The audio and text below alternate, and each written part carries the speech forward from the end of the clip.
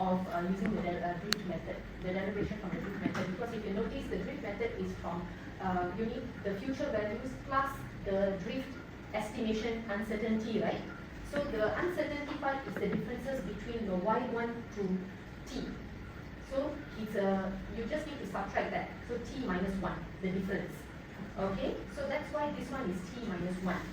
Okay, but here, because they are giving you an example that the t is large, that's why they just took it as the total observation rather than t minus 1. Okay, so that's the difference. But during the examination, please follow this one. This is the classic model that you are following. Okay, other than that, nothing. Okay, for you to understand the derivation for this, I've also uploaded a link in Spectrum under week 3. Okay, so it contains the derivation for all the benchmark models. Okay, so you can go through that part. So this one okay now? Okay. We have gone through until 5.8, where we were checking the accuracy of the point forecast, right? Median, and then we looked into the MAE, RMSE, okay, MAPE and MESE. Okay, so for today we are going to look at it as we are going to evaluate the forecast distribution instead. So last time was we are evaluating the forecast point. Okay, now is the distribution itself. Okay, so for this part,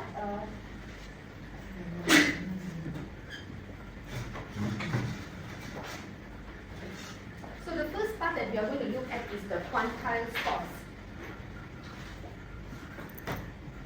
Okay, now when we talk about quantile scores, we are trying to evaluate the values based on the quantile itself, based on a particular quantile. So if you see this part,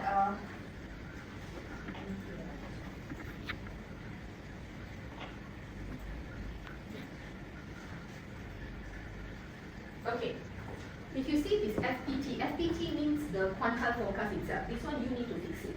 Okay, so for example, if I give you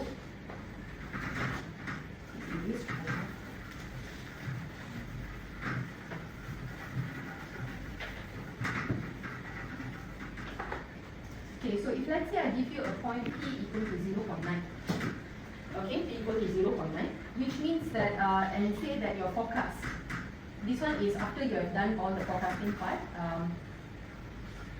So here would be, let's say 100.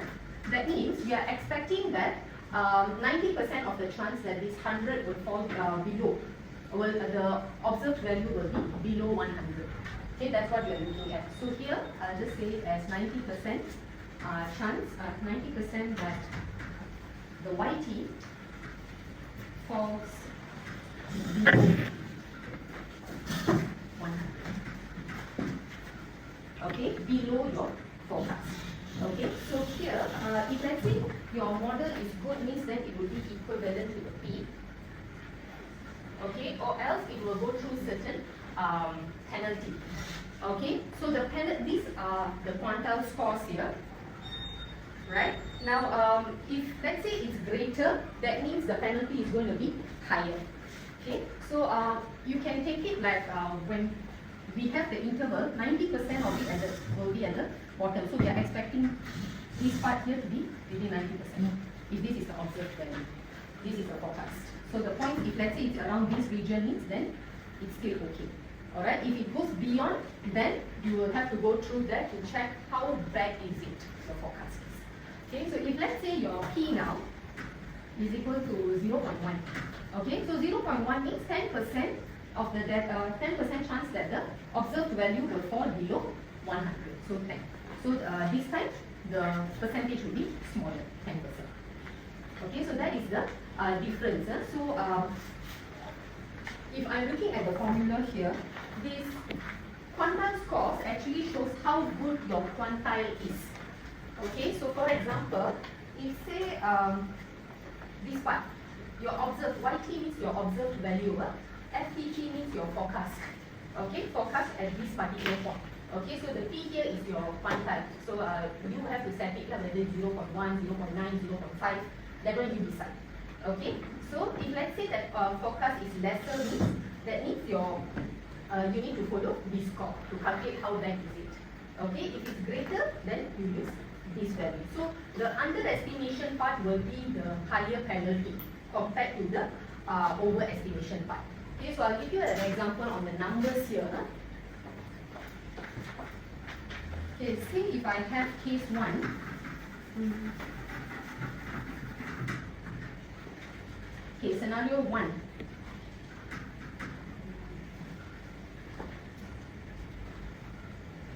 Okay, we are referring to that formula. So let's say if it's P equal to 0.5.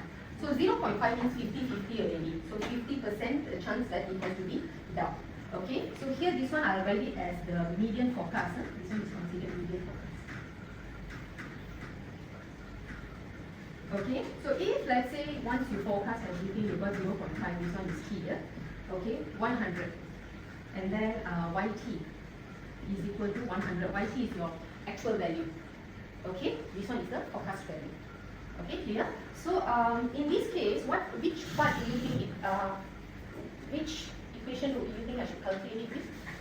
The second one, right? So here my Q 0.5T will be 2. Okay, you follow that one. P Y minus F 0.5. Okay, so this one will give you 2. My P is 0.5. Okay, then you have this the absolute value, right? So Y is 100. Oh, sorry, I think this part.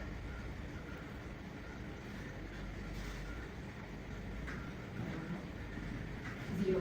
Okay, that is considered no penalty. Understand? Problem? Because both of these values are accurate, right? And 100% accurate. Okay, so if I change this a little bit, if I change this a little bit and make it, okay, this one was my Y1, for example. This one was Y1. Okay, so if let's say now I'm using my Y2 equal to 110 this one, okay, and then followed by Y2 equal to again okay, maybe 105. Okay, so this time it is greater, right? Greater than the forecast. So greater than the forecast, again you use the second equation. So if you calculate, for sure this value will be different. So this one will see how bad is your forecast. Okay, alright, so this is following the median. Now let's say if I change this a little bit, now I want to put 0.9. Okay, so 0.9 is considered a high quantile that we are referring to. Okay, so this one means we are, if 0.9 means we are expecting most of our observations to be below the considered. Okay, so here let's say if I have F 0.9, then we have T 120. Okay, so just now here was, okay, this one, if you calculate this part earlier, what do you think you will get? This thing. This one. Just calculate and let me know the earlier one. I'm just showing you a comparison. Okay, see. 2, 0.5, this one is 2. So this is 2, 0.5, YT, right? So your Y2 is 110 minus 105.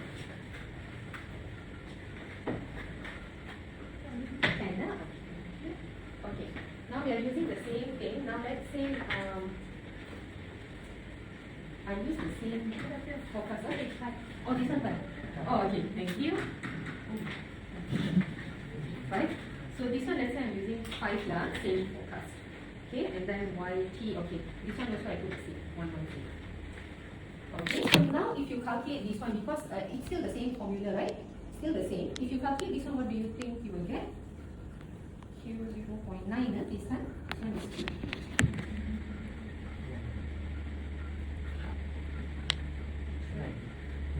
9. Okay. So you see the difference? Okay. This thing will change depending on your quantile. That is the issue of this score. Okay, so if you need to standardize it, that means you need to standardize your quantile in order to evaluate whether your forecast is correct or not. Okay, so this one you need to do part by part. Okay, if you're going to do overall, we'll look into it later, the second part. Okay, now if let's say I change this one into same thing, 0.5, 0.9, okay, P equal to 0.9, and then this time I put here as 100, YT is equal to 80 this time. Just put the same thing so that you can see the comparison. Okay, so this time you are supposed to use this one. Okay, so this one if you quickly calculate what will this give? This one, have to use this because it's lesser, right?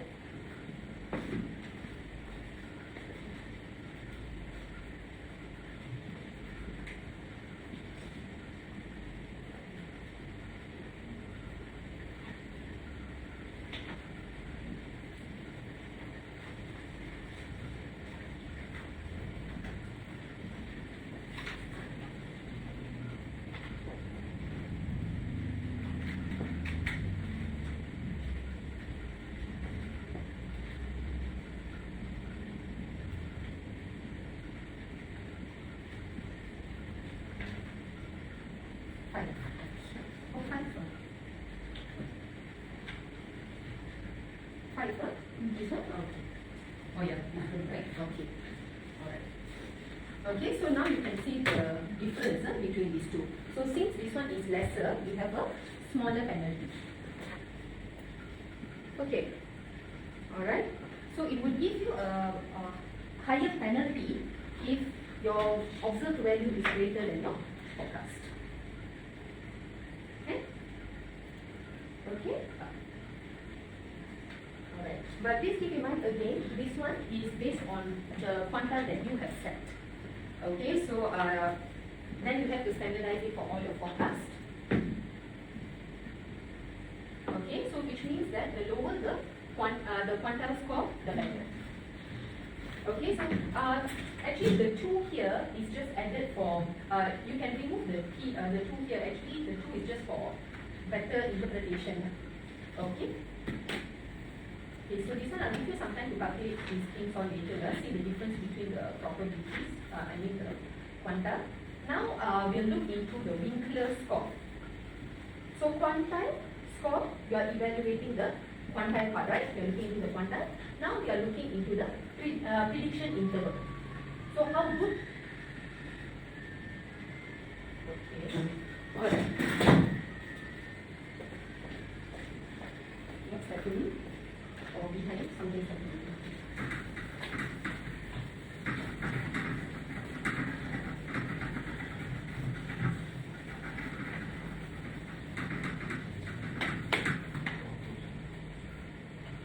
Okay, so the Winkler score is to evaluate the prediction interval.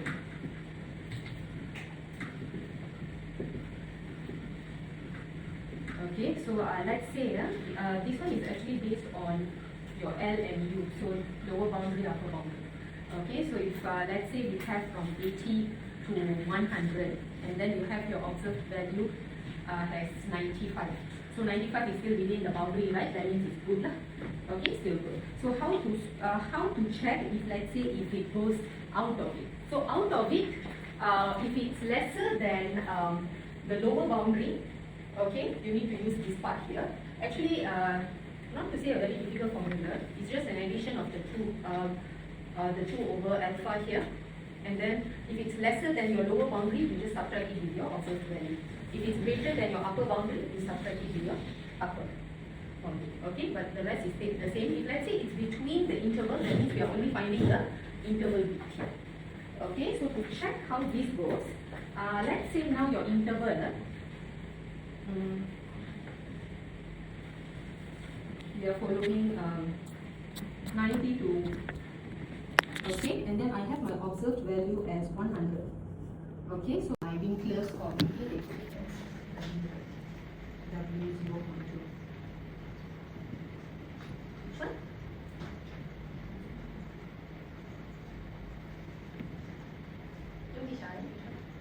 Second one, yes. Okay, it's within, right? So you just subtract, that's all simple. Okay, so this is your wingless top. Done. Okay, if let's say now I'm using the same interval, but this time YT is 130. 130 means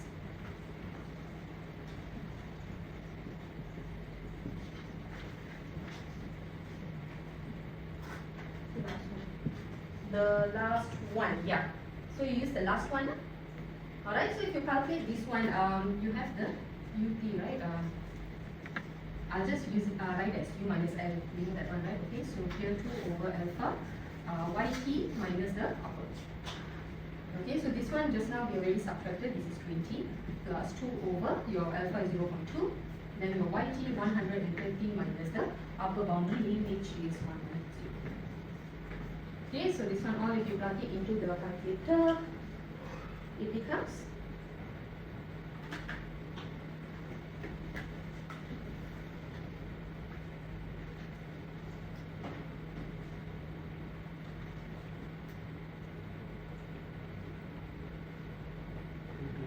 220.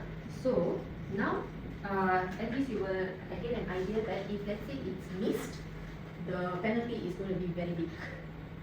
Okay, so very big means the bigger the penalty, the worse your prediction. So this will be the penalty. Yeah, this will be the penalty. Okay. Okay, and then the same thing, if it's lesser means you use the first one. Okay, so it is controlled by the 2 over alpha here. For the penalty.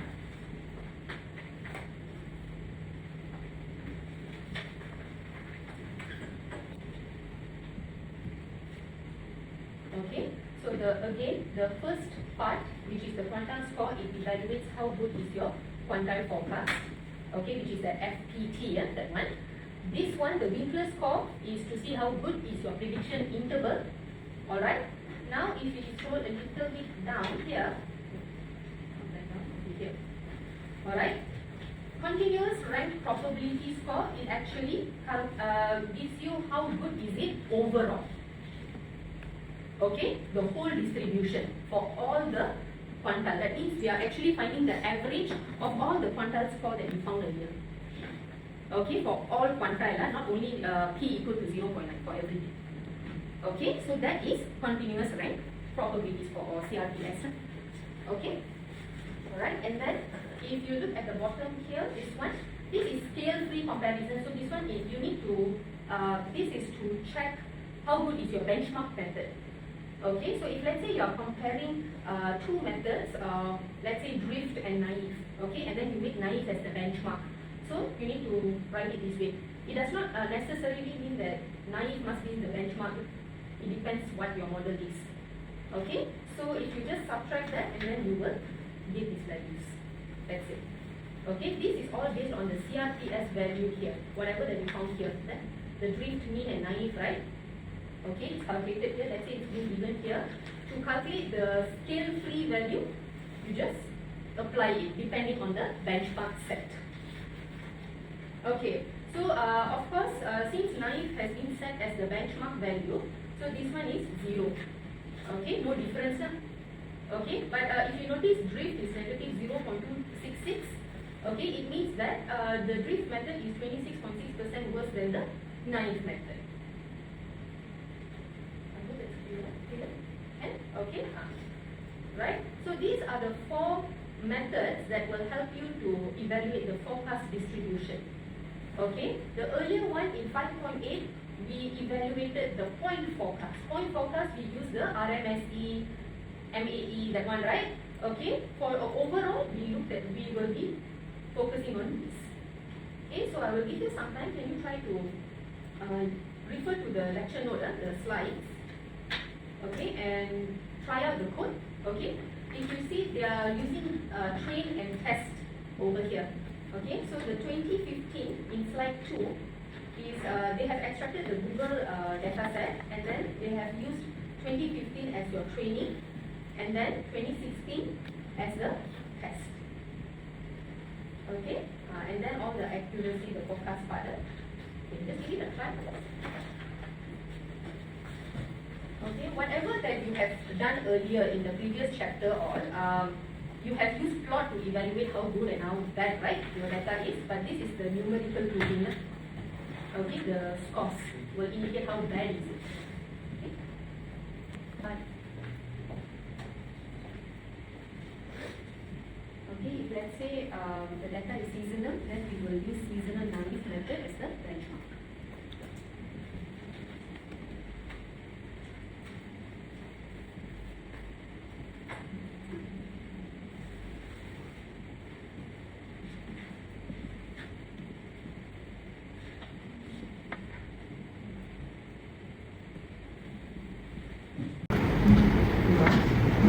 The big function on that.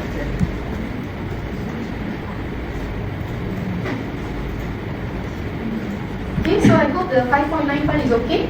Okay, alright. Okay, so the last part of chapter 5. Okay, we are looking at time series cross validation. So if you understand the previous lecture, we have gone through training data and test data. Okay, so one way to check how accurate is your information is by using cross validation, which means that you are trying to find, when we are looking at the forecast accuracy, we are averaging the test set. Okay, so if you notice this part here,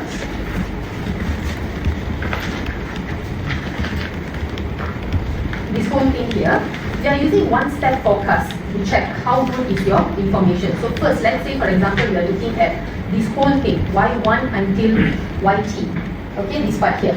Okay, we are only taking a small part of the data set in the first case. Okay, so if you see in case 1, we only pick like 1, 2, 3, 4, 5, 6. 6 points as your training data. Okay, so once we have picked some, you can edit how many numbers of training data that you want at the start. Okay, that one depends on you. But when it comes to cross validation, one step forecast, we are only forecasting this first one, the next. Okay, the next data set. So from here to here, the blue color ones are all your training. Then the orange one, just at one point is your H equal to 1 forecast. Okay, and then see how accurate. And then followed by the next round. Next round, we are taking the earlier data, right? Here, data number 6. Okay, and then we are forecasting data number 7. Okay, using the data number 7 as your test. And then add and continue until end. Okay, so H equal to 1. One step forecast means we are using only one data as your test every time. H equal to 2 means you are taking 2. Okay, okay. So this one is what we call is based on a rolling forecasting origin. Okay, so this one you can see how much of errors it can be modified to multiple step errors. Okay, later on, for example, like 4. Okay, so if 4 means, see this one here, we have 1, 2, 3, 4, right? And then if you want a forecast H equal to 4, you look at the fourth data set. Okay, and then the next one, you refer to the fourth. And so on. Okay, okay, alright. So this is how we compare the forecast accuracy via the cross validation. You can use this function here, the stretch symbol. Okay, and then this TSCV, right? This is the time series cross validation accuracy. We'll be looking at the RMSE here to see how good is your data. So the lower the value, the better. Okay, all right. And we don't look at the training. Yes. Oh, hello. I'm Su. Oh, you're right. Let us see in there.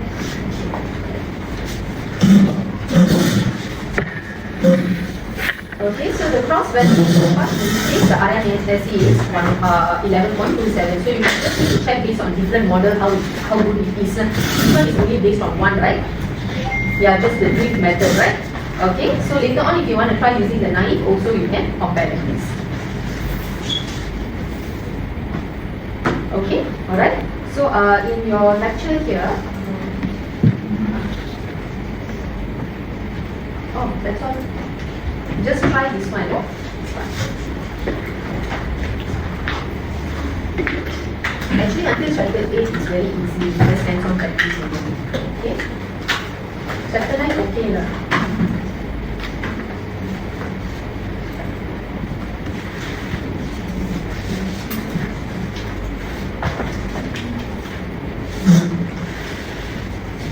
Okay, if you see the word init here, init, this one means how many observations you want at the start.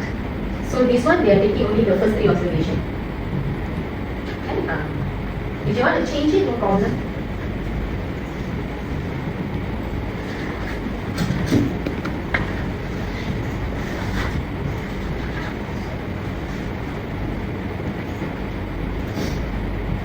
So if you see step means you're only adding one more observation every time. If let's say you want, because here, this part here, you're only adding one more observation every time, right? This one and this one.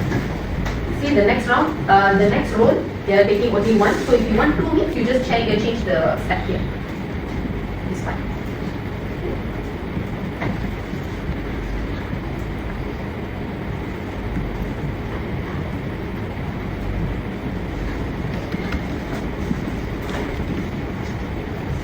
Yeah, and we are done with the chapter.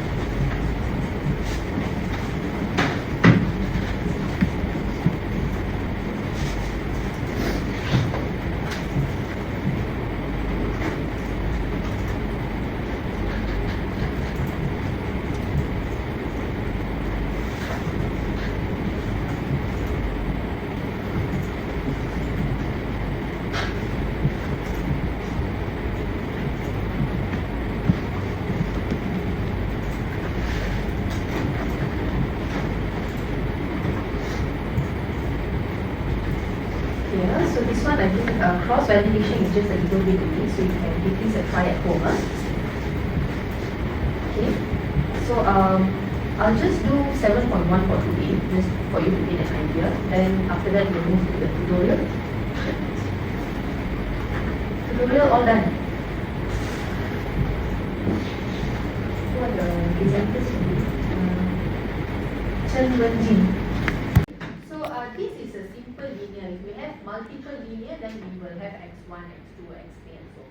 Okay, beta 1, beta x1, beta 2, x2. Okay.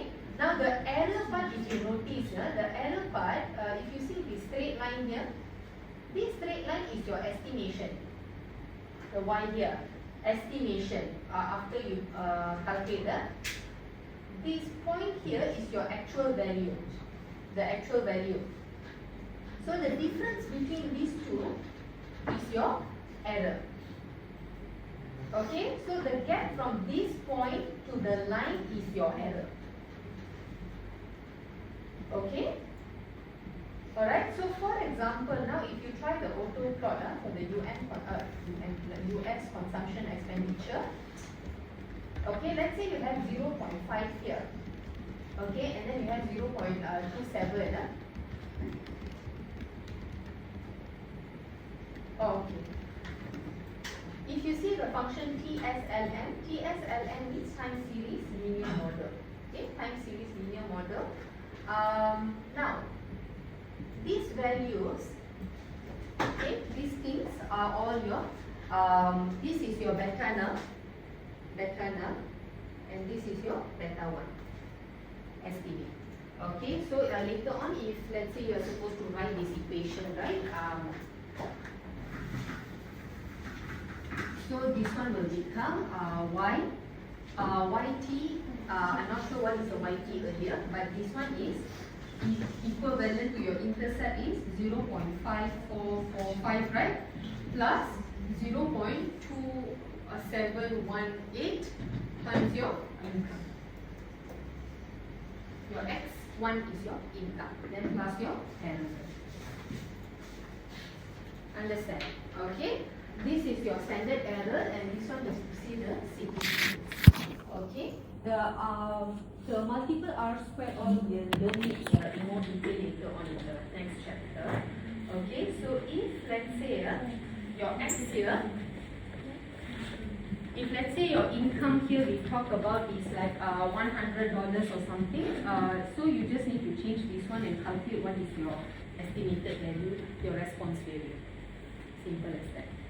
Okay, alright, so this is your Y. But the Y, did we specify it here?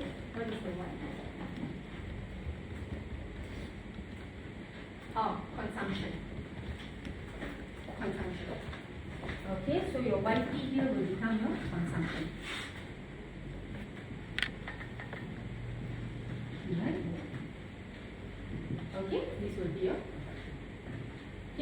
whatever that you calculate here will give you your estimated value for this part. Okay. Alright, so this is the simple one. If you are looking at the values here, now if you notice the intercept 0.544, you need to know how to interpret these values. Okay, so if say 0.44 means your predicted value, this is when your x is equal to 0. That means no x value lah for this one. Okay, if let's say 27.18 here, so this is 27.18%. There will be an increase of your consumption depending on every 20 for every unit by 27.18%. That's the thing. Okay, so every time it increases by 1 unit, okay, the average in your consumption will be increased by 27.18. So if I put a negative there, means it will decrease by 27.18 every time the x increases. Okay. Alright, every 1 unit. So you need to be careful on this interpretation here. Multiple regression then, you add more lah. So earlier you have only income, right?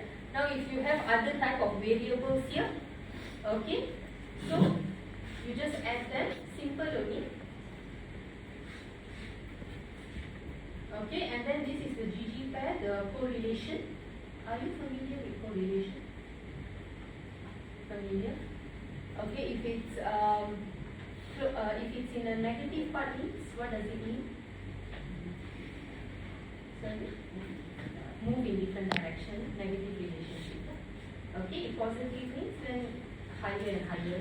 Okay.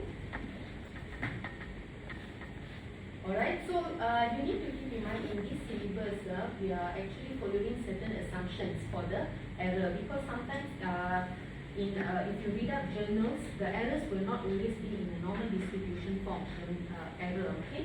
So in this syllabus, we are focusing on mean zero, okay? And then they are not auto-correlated, okay? If this part here, the auto-correlation part is not satisfied, that means all your forecasting is wasted. Okay, so this one you need to be careful, and then it's unrelated. Okay. Alright. Yeah. So I will give you guys 10 minutes break first before we start our tutorial. Just to understand. Is there any trend going on here? For the first part, no, right? Okay. So you can see that the seasonality is fairly stable. Alright. Okay, now the GDP, the bigger one. How about this one? You have a peak here. Alright, but it's irregular, right? The spikes. Okay, not so strong as the seasonality. Maybe if you run the Monferroni or the Bureau method, you will be able to check how is the data set, the stationarity and all before deciding on this. Okay, then the sales. How about the sales? How's the pattern? Seasonality was seasonal as well, right? Okay, so this one is seasonal, maybe because it's influenced from this tool. Okay, especially the ad budget. Okay, alright. So this is the description. Okay, if let's say you don't include the percent grade,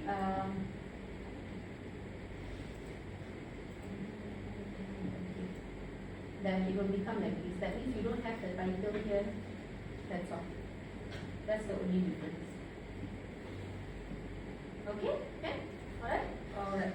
Okay, so this one done. I'll just put the question 3 here.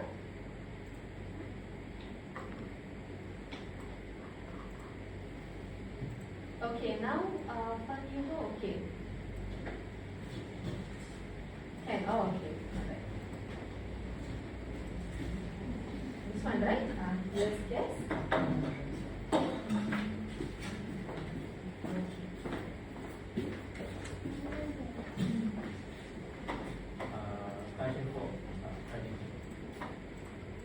What? The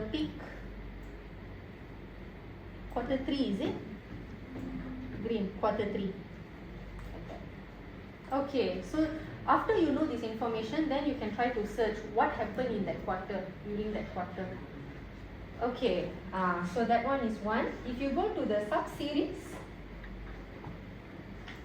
the last one, the sub-series, yes, you have the upward trend, right? Upward trend for the New Zealand.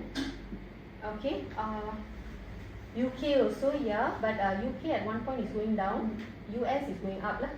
Okay, anything else?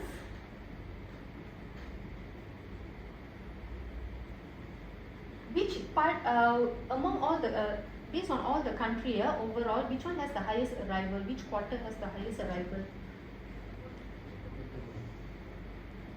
More arrival coming during which period?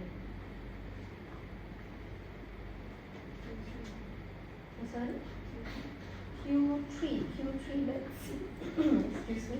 Q3, yeah, it's going quite high, right? Q1 for Japan is quite high. Okay. Q2 not so lah. Okay, and then any unusual spikes going on? Any unusual spikes? If you see UK, the quarter 2, quarter 3 is considered like the lowest, right?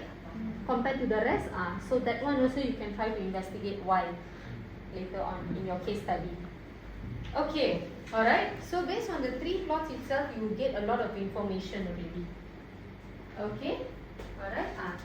So thank you, Livia.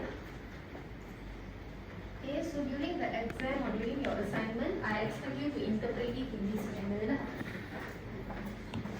Show the trend with a plot like this. Then it actually showing a very strong long-term trend, increasing long-term trend is very obvious. And when we look at the x variables, it's in monthly time variables. And then for the y employee is the things you have between. So for this question, then it's actually showing a increasing long-term trend. So this is the plot for the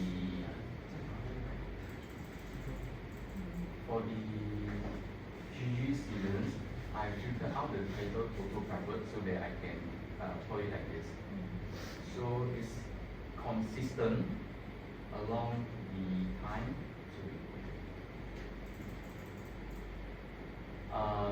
January, February, March like that, and then we can actually see during at June and July, it has a small peak but not very obvious. It's a very big, very big, big peak like that.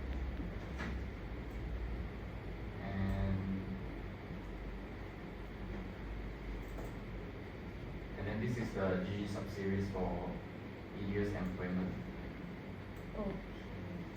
And then for this one is the GG like, and then we can see that actually all of them are very similar. I mean, it's exactly the same. So it's what does that tell you actually? It is consistent. When you see everything is like the same, that means you have strong seasonality going on there. Okay, so that's why it explains the first plot earlier. Just now you said upward trend, right? Yeah. So this one itself will show you that you have seasonality. Okay, and then and when you decide that it is already seasonal, means it's going up, right? So it's a multiplicative seasonality going on there. Okay, clear. All right. Okay. Okay, so this is the second one.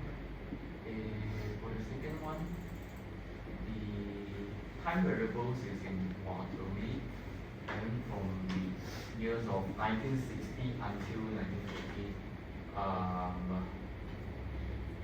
you can see a seasonal pattern for each intervals, and then when it comes to the year of 1980s, it increased, and then they kind of like a bit drop down like that. Okay. And this is the GG season. So we can actually see is that it got a seasonal pattern, seasonality pattern, and at Q2, quarter 2 and quarter 3, it has a very obvious increase or a spike like that at the peak. And third one also. So this is showing a very strong seasonality pattern. Yeah, this one is very obvious now because they have the same pattern for each quarters.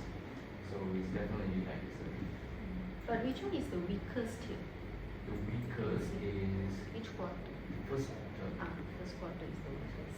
Okay, very good. Maybe some event happened during that quarter. There's a recession going on Yeah, during that maybe time. something happened. Okay.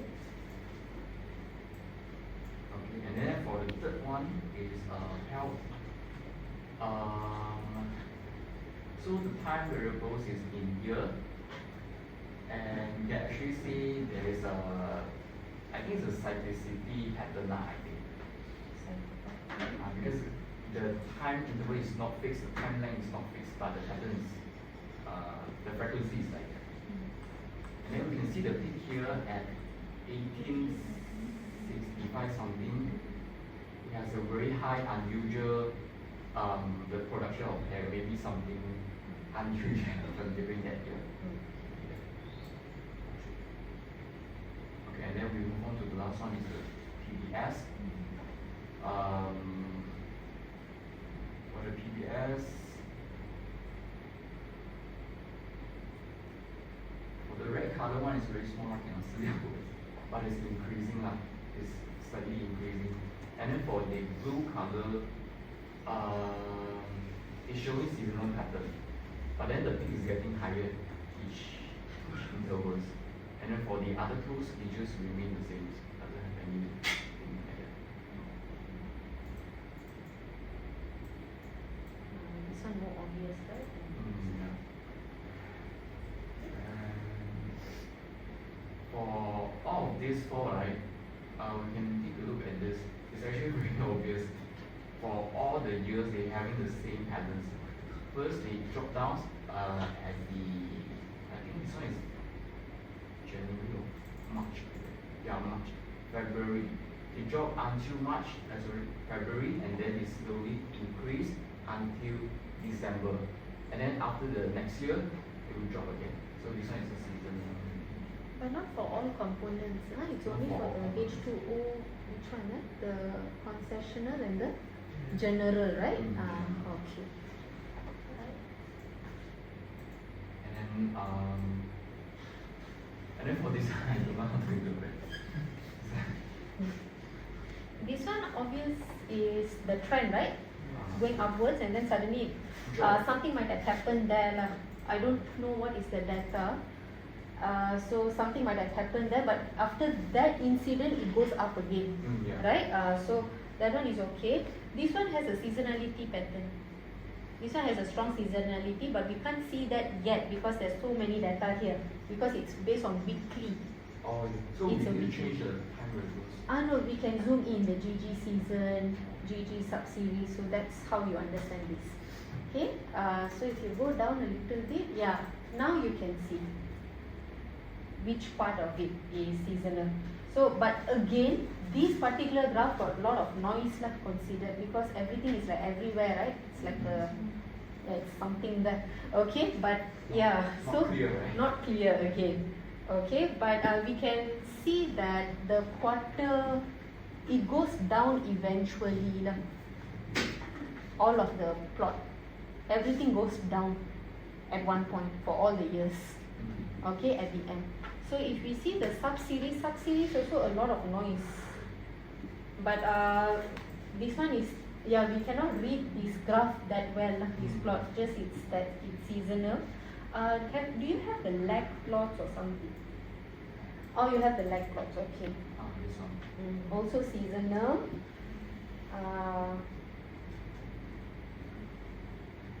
Yeah, a lot. What we can say that this last plot data has a lot of noise. So maybe another type of model is needed to capture the information.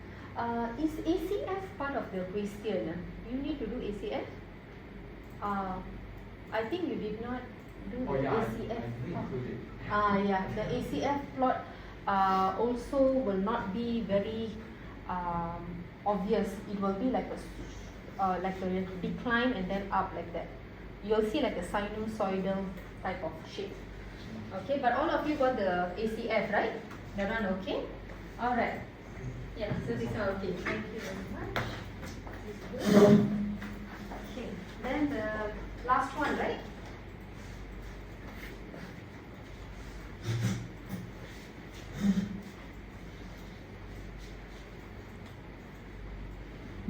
Of pig slaughters in Victoria for Australia. So first you just view the variables inside the Australia laptop, and then you can notice that there's a lot of animals, so later you can fill out pig only.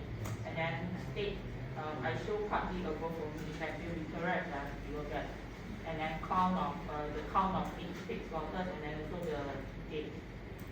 So and then based on the question, I filter out the Victoria, the thing we want is animal is pig and the state is Victoria, and then the specific time interval that the question required. After this, we plot a time plot for it. So you can see the pig slaughters in each month, and then it shows upward trend across the years, and then seasonality in within the years, where you can see spikes like at about. Sorry, there's no seasonality here. This one, it's not regular. Oh, Seasonality means it has to have a fixed pattern. oh, So okay, but is this a white noise or not? no. No, why? Yeah. Because the ACL plot down here we got. Or the other one is because it's a trend. You have a trend. Without the trend, then this is a white noise already. Okay. All right. Okay. Then the ACF. Yeah, the ACL. So that's all for this question. Okay, the ACF. Can you tell me anything about it or? You can see strong correlation because it's all over the bound. Okay, mostly is up, right? Yeah. So okay. All right. But if you see the last part, even though the seasonality is not so obvious, ACF. ACF, this part is it's starting to go higher. So later on, if we have more data, we can see whether there's actually seasonality or not. But as of now, no. Okay. Okay. All right. So thank you. To interpret is not just going up, going down. Okay. All right. So you need once you see the overall picture, zoom in. ACF will give you a lot of understanding, especially on that white noise thing. Okay. All right. So I'll stop until here for today. Like explain back again, like what we can integrate from the ACF of the white noise. Maybe like in this case, This is not white noise. White noise means everything will be below the threshold. oh, okay. So if we have anything above, meaning That means not white noise. There is a pattern here. Yeah. So until here, I'm not sure until there, but until here it shows